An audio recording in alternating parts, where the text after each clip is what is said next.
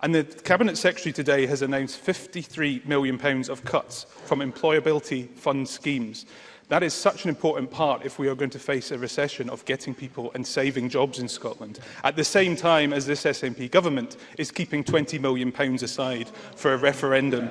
Will the Cabinet Secretary today rethink that, invest in jobs, not a referendum? Cabinet Secretary. On the point about employability funding, and I was explicit in my statement, I would rather not be making that reduction in public expenditure, but I have no other choice. I have got to, if there is, we're operating in a fixed budget, and this is the point I was trying to make in my summation to the debate yesterday, and I make again today. We are in a fixed budget. There is no other pot of money we can go to than to take money from existing commitments that we have just now.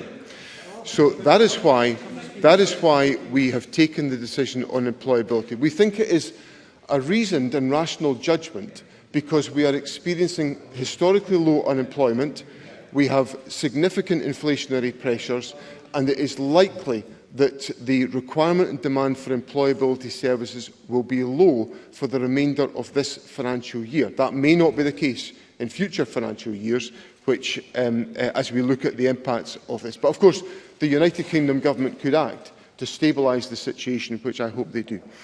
And lastly, on the question of the allocated resources for the referendum, my statement is focused on this current financial year. The commitment to spend £20 million on an independence referendum, which for me is necessary to ensure Scotland can decide our own future and get out of this the unhealthy and unsatisfactory arrangements of the United Kingdom, is expenditure that will be spent next year. So if Miles Briggs wants to engage substantively on the arguments about the challenges of this financial year, let's talk about this financial year, not next financial year.